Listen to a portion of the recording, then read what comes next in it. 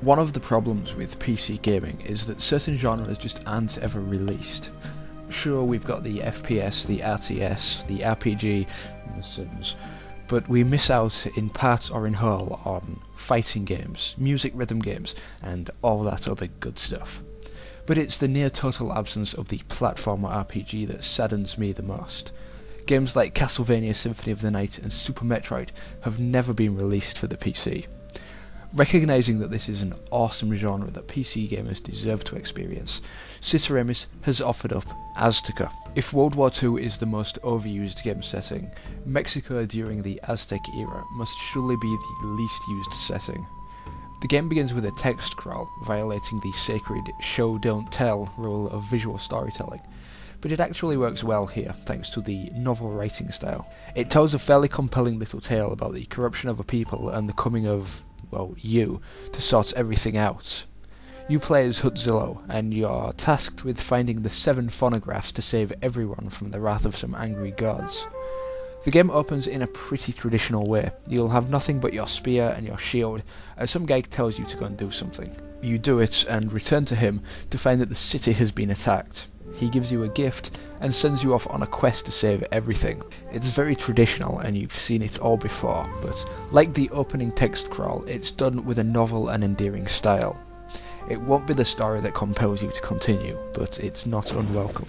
The platformer RPG, which I imagine will be an unknown concept to a lot of PC gamers, takes the principles of the platformer, moving from right to left or left to right, jumping over stuff and taking care of enemies, and mixes in the experience levels, quests, statistics, inventory and items, and skills and abilities seen in role-playing games. It'll be very familiar to anyone who's played Castlevania or Metroid, but there are some fairly substantial departures. For one, there's no overworld.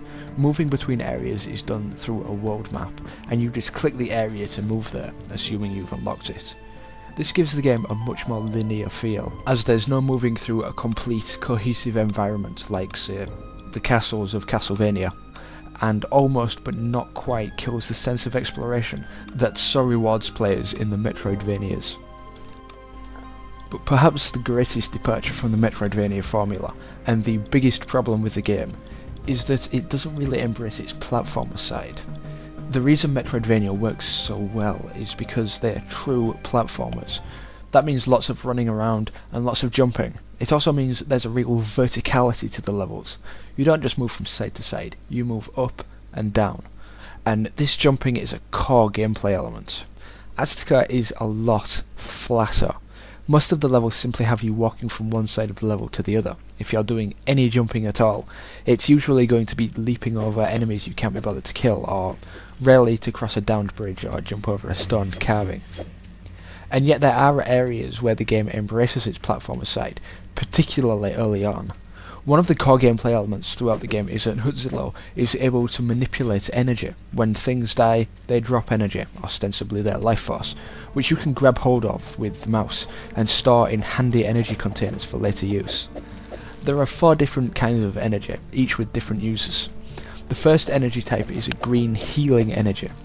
You can use this to heal yourself, to on occasion revive the dead, and even to cause branches to sprout out of the side of trees. This is where the game really embraces its platformer side. In the early stages of the game, you'll be growing a lot of tree branches and leaping from tree to tree and moving up and down trees. Shortly after that, the game all but abandons this tree branch gameplay element, and the game falls back into a very lazy left to right, totally flat style, with energy manipulation after that just used for healing or to access new areas. There are a few other areas where the game is more obviously platformery as well, particularly indoor areas like a cave early on or a temple a few hours in, but mostly it is a very flat game. And it's not outright boring thanks to the combat, but the game really neglects its platformer side. This becomes even more apparent as abilities like wall jumping and the classic double jump are introduced. These abilities are almost never used, except to access new areas, reducing the role of these great platformer abilities to mere keys. That's really the game's only serious flaw, but there are a number of little problems with the combat too. It's especially weak in the opening few hours, as the game strangely doesn't have conventional jump attacks or the backdash of the Castlevanias that make melee combat so much more comfortable. Instead, you'll be forced to run up to enemies, hit them, then run away while they attack, and repeat. But it picks up significantly as new melee abilities are introduced. Amongst the melee abilities you pick up throughout the game are the crouch attack, a spinning attack where you unleash a flurry of blows, and by far the most effective, the downwards attack. The downwards attack lets you leap into the air and attack enemies from above where they can't really fight back. The attack does reduce damage, but you'll bounce into the air, meaning you can keep a chain of attacks going for as long as you want. If you grew up with the Mega Drive, aka Genesis, it'll bring back fond memories of Sonic the Hedgehog, back when Sonic wasn't a complete joke. The combat is given an extra layer of depth through the game's magic system. You have a hummingbird companion with you for almost the entire game. The hummingbird is treated as a separate character. She has her own stats, skills and experience bar, but you have no control over her in any way, and she can't take damage, so in terms of gameplay, she's essentially just another aspect of your own character. She's able to cast both defensive and offensive spells that greatly aid in taking down enemies. The magic system works very similarly to the singing mechanic in Aquaria. To cast a spell, you select it, and then you have to make a number of clicks in a specific pattern to successfully cast. What separates Aztaka from Aquaria is that the points you click appear around your target. If you're casting a spell on yourself, a number of points will appear around you that you have to click. If you're attacking an enemy, the points will appear around the enemy. This can make combat pretty hectic when you're fighting multiple targets. You'll be trying to maintain your chain of melee air attacks on one enemy, while casting spells on other enemies.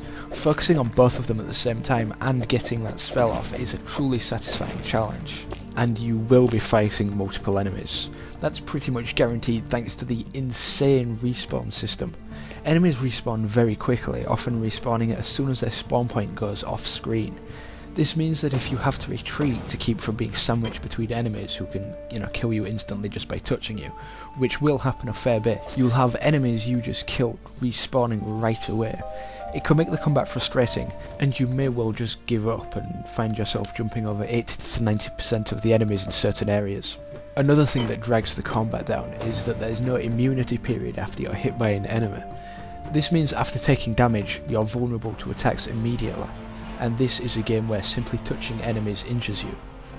This means that if you get caught between two enemies, you can die pretty much instantly with no real way to defend yourself. You'll definitely feel cheated when this happens, and it will happen. The game makes up for this by having an extremely generous checkpoint system, but this is lazy. Rather than take the time to make a game that is challenging without being cheap, they just went for cheap and threw in a safety net. It's not a big deal, but you can count on it happening 2 or 3 times throughout the game's length. Whatever other flaws there may be in Aztaka, the presentation is almost flawless. The hand-drawn art is consistently gorgeous throughout, with environments like jungle, swamp, cave, temple and ant's nest all looking truly beautiful. The music is similarly excellent. I assume it's not exactly authentic Aztec music, but it definitely feels appropriate, and every track is beautiful.